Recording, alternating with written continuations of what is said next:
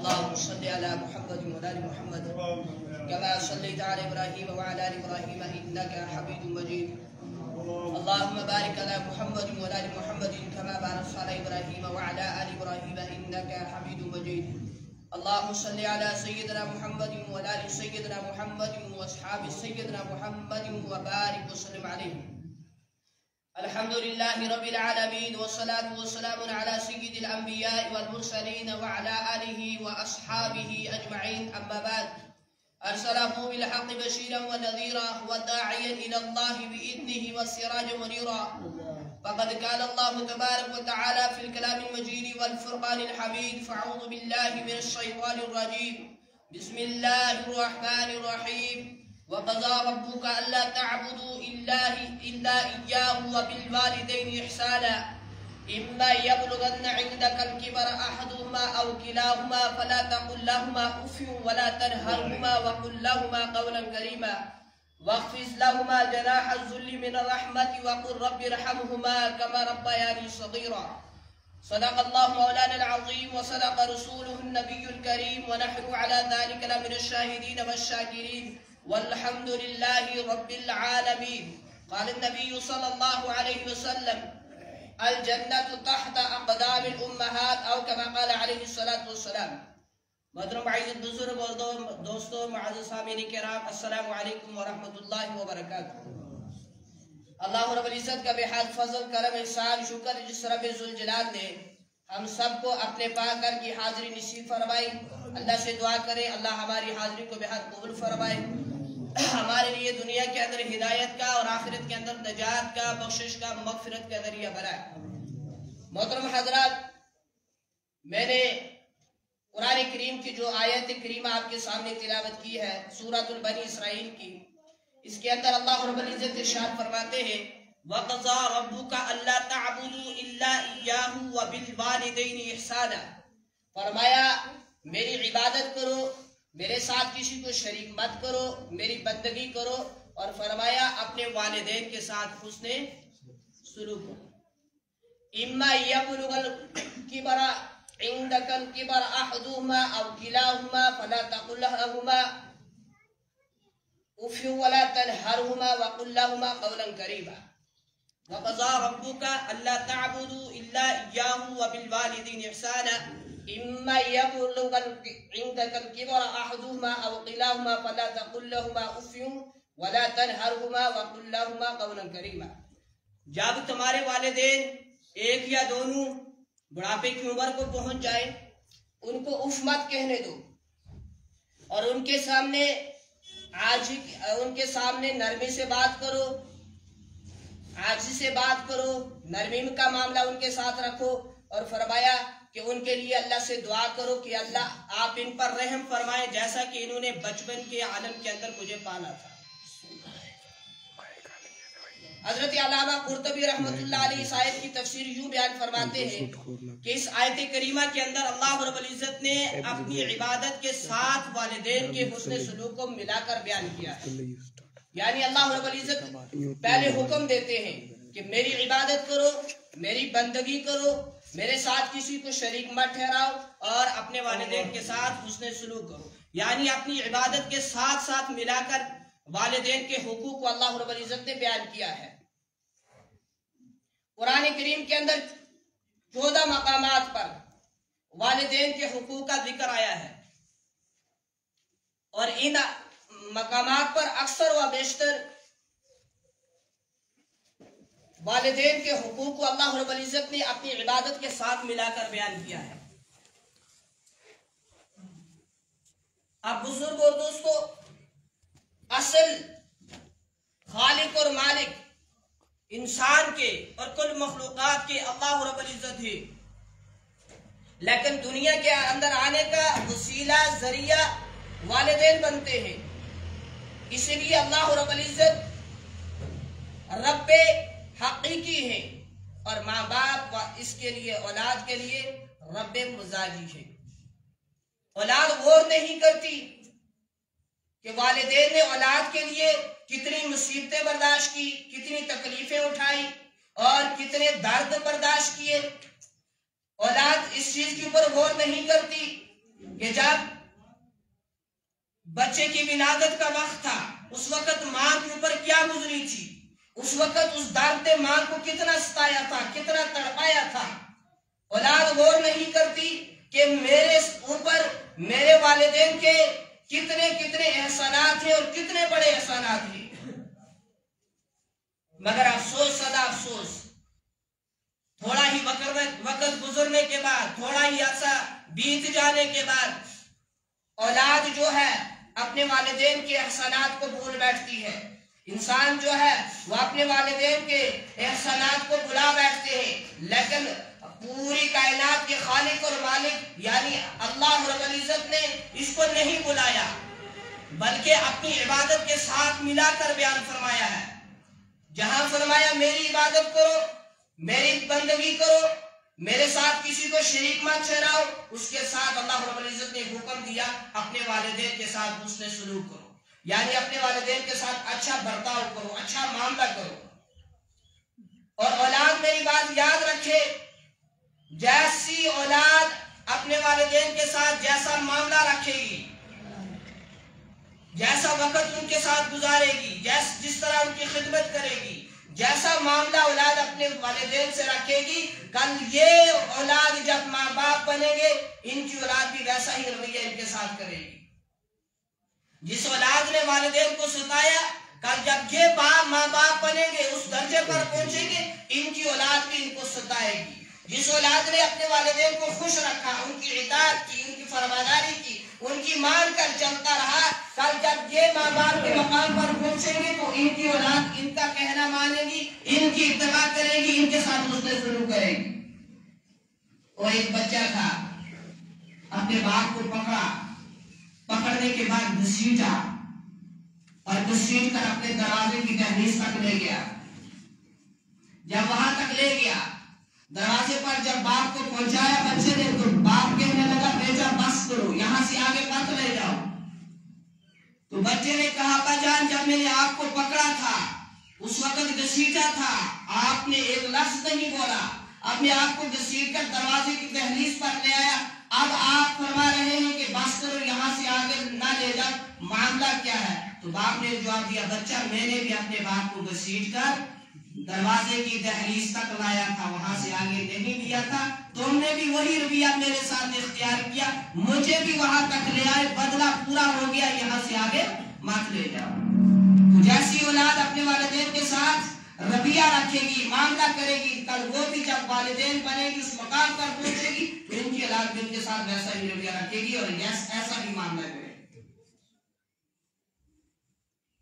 اللہ حفاظت فرمائے۔ آج جن والدین کو اولاد اپنے گھروں سے نکال دیتی ہے نا، انہوں نے ضرور اپنے والدین کی اس وقت نافرمانی کی تھی جس کی وجہ سے سزا آج دنیا کے اوپر مل رہی ہے۔ انہوں نے بھی ہو سکتا ہے اپنے ماں باپ کو گھر سے نکالا ہو۔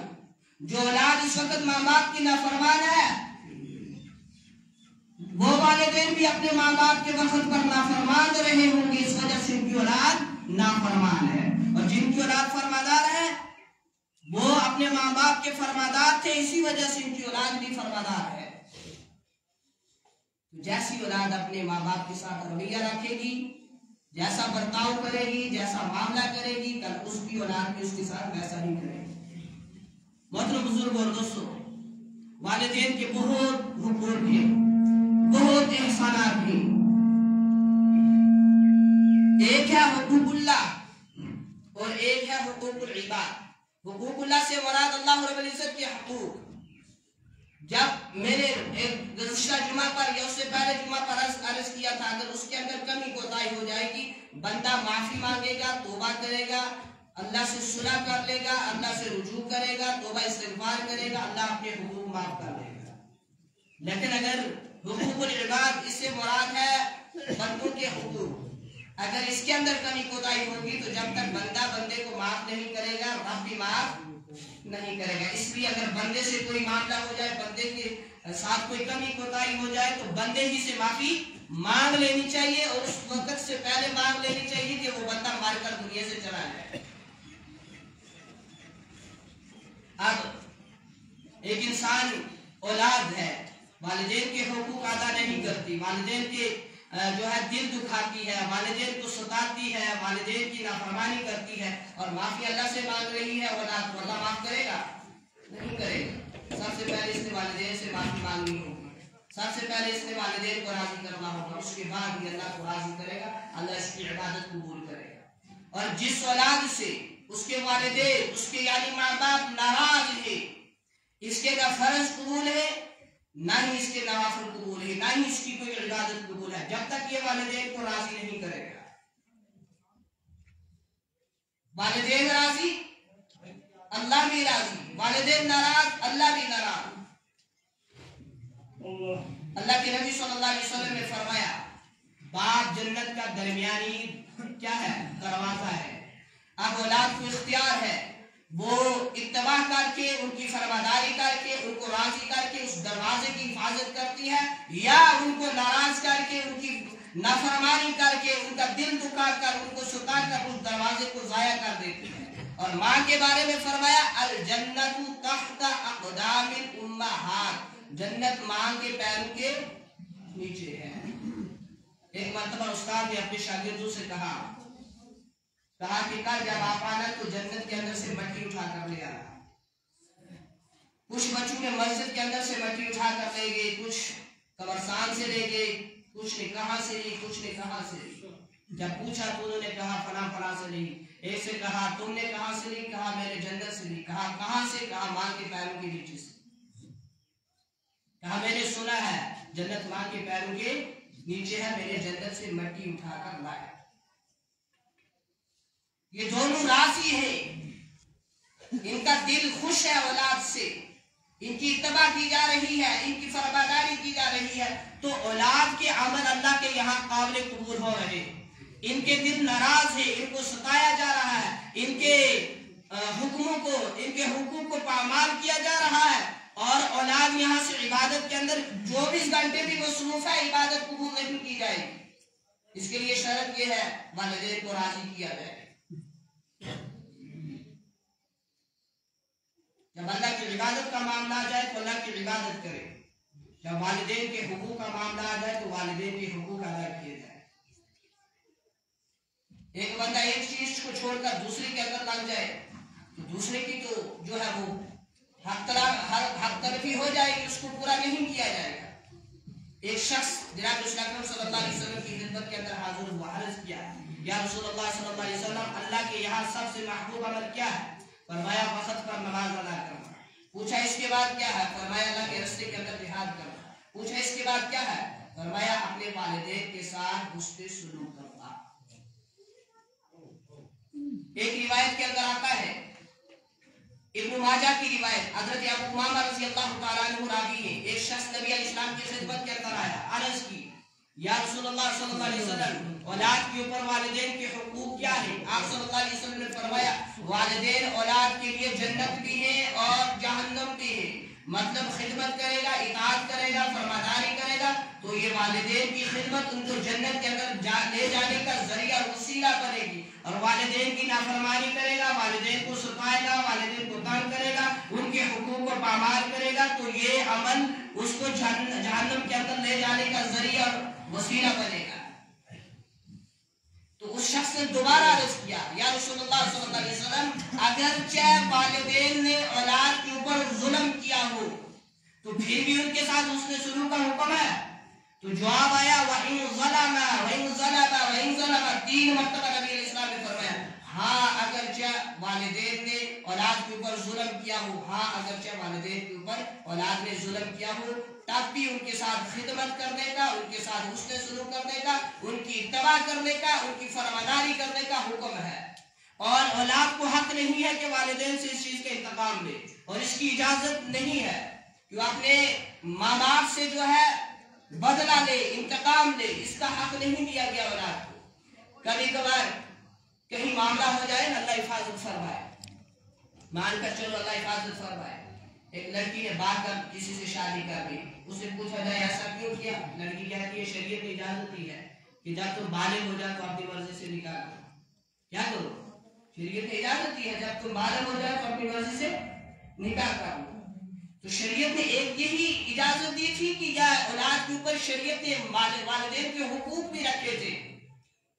یہ یہی کہا تھا بالغ ہو جاؤ تو تمہیں اختیار ہے, تم بات کر جہاں مرضی جا کر نکاح کر سکتے ہو, شادی کر سکتے ہو. یا اولاد کے اوپر والدین کے حقوق بھی تھے. شریعت نے آخر اس کا بھی تو کہا ہے کہ والدین کے اوپر, اس کے اوپر اولاد کے اوپر والدین کے حقوق بھی ہیں. ان کی مرضی سے ہو, ان کی رضامندی سے ہو, ان کی دعاؤں کے ساتھ ہو, آگے چل کر انشاءاللہ خیر ہی خیر ہے اور برکت ہی برکت ہے.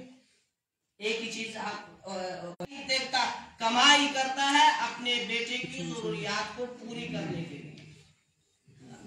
بچہ بالغ ہو گیا تو ایک ذہن کے اندر آ گئی کہ بچے کو حق ملا ہے اپنی مرضی سے نکاح کرنا. خدمت نہیں دیکھتا, ان کی قربانیاں نہیں دیکھتا, ان کی محنت نہیں دیکھتا کہ والدین نے کیا کیا. آپ صلی اللہ علیہ وسلم نے اسے فرمایا اپنے باپ کو بلا کر لاؤ. وہ بلانے کے لیے گیا, بلانے کے لیے چلا گیا. حضرت جبریل علیہ السلام حاضر خدمت ہوئے. فرمایا یا رسول اللہ صلی اللہ علیہ وسلم, جب اس کا باپ آپ کی خدمت کے اندر آ جائے, اس کے مقدمے کے بعد اس سے پہلے اس سے یہ پوچھ لینا کہ وہ کلمات کیا ہیں, وہ اشعار کیا تھے جو تم نے دل ہی دل کے اندر کہے تھے, وہ ذرا ہمیں سنا دو.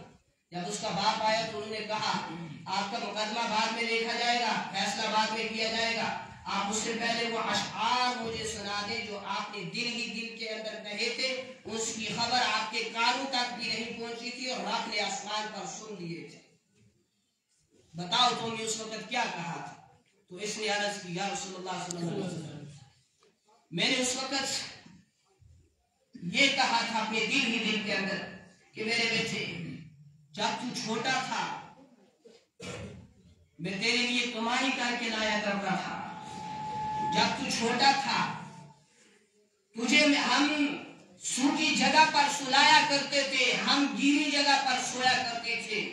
اس وقت میرے دل سے یہ نکلا میرے بیٹے جب تو چھوٹا تھا تو رات کو بیمار ہونے کی وجہ سے روتا تھا, تیری اس بیماری کی وجہ سے ہم پوری رات آنکھ سے آنکھ نہیں لگاتے تھے, یعنی ہم بھی جاگ کر گزارتے تھے. میرے بیٹے جب تو چھوٹا تھا میری بیوی نے اپنے خون کو دودھ بنا کر تمہیں پلایا. میرے بیٹے جب تو چھوٹا تھا میں نے نہ دن دیکھا, نہ رات دیکھی, نہ صبح دیکھی, نہ شام دیکھا, نہ گرمی دیکھی, نہ سردی دیکھی, میں کما کر تیرے لیے لایا کرتا تھا. میرے بیٹے جب تو چھوٹا تھا میں نے تمہاری ہر ضروریات کو پورا کیا اور ایک خواب دیکھا کہ کب تو اس عمر کو پہنچ جائے اور تجھے سب کچھ خود کرنے آ جائے. لیکن افسوس جب تو اس عمر کو پہنچا, جب تو جوان ہوا, جب تجھے خود چلنا آیا, جب تجھے خود کمانا آیا, جب تو اپنے تو دیا جاتا جتنا ایک پڑوسی کو دیتا ہے.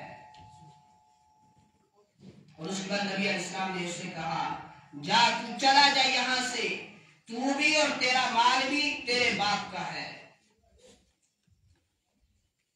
اگر والدین کی بات ناگوار گزرتی ہے اولاد کو, وہاں الٹ کر جواب نہ دیا جائے, وہاں اللہ کے نبی صلی اللہ علیہ وسلم نے ارشاد فرمایا اس شخص کی ناک خاک آلود ہو, 3 مرتبہ فرمایا. پوچھا گیا کس کی؟ فرمایا اس کی جس کے سامنے اس کے والدین بڑھاپے کی عمر کو پہنچ جائے, ایک یا دونوں, ان کی خدمت کر کے اپنے آپ کو جنت کا مستحق نہ بنا سکتے. روایت کے اندر یہ بھی آتا ہے کہ نبی علیہ السلام منبر پر تشریف لے جا رہے تھے, پہلی سیڑھی پر قدم رکھا تو جبریل حصے پر جب قدم مبارک رکھا تو جبریل نے کہا تباہ و برباد ہو اور ہلاک ہو وہ شخص جس کے سامنے اس کے والدین ایک یا دونوں بڑھاپے کی عمر کو پہنچ جائے, ان کی خدمت کر کے, ان کی فرمانبرداری کر کے یہ اولاد اپنے آپ کو جنت کا مستحق نہ بنا سکے. نبی علیہ السلام نے فرمایا آمین. اب بد دعا دینے والا ملائکہ کا سردار ہے اور امین کہنے والا انبیاء کا سردار ہے. اب بتاؤ یہ بد دعا اس اولاد کے حق میں شریعت نے بتائی ہے, اگر اس کو پورا کرتے ہیں یہ اولاد آگے چل کر اس والدین کی فرمانبردار بنتی ہے اور ان کی خدمت کرتی ہے, ان کے حقوق کو ادا کرتی ہے. لیکن جب بچپن کے اندر اولاد ہو تو ماں باپ نے ان کے حقوق کو پامال کیا. ان کے حقوق کے اندر ایک حکم یہ, والد بچے کو جب بچے پڑھنے لکھنے کے قابل بن جائے, بولنے کے قابل بن جائے, ان کو وہ تعلیم دی جائے, قرآن کریم کی تعلیم سے آراستہ کیا جائے, احادیث سے آراستہ کیا جائے, جس کے بعد ان کو پتہ چلے جتنے سال آپ کی ایج ہوگی، عمر ہوگی، کبھی کسی جگہ سنا کسی ہاتھ سے قرآن نے ماں باپ کو گھر سے نکالا ہو؟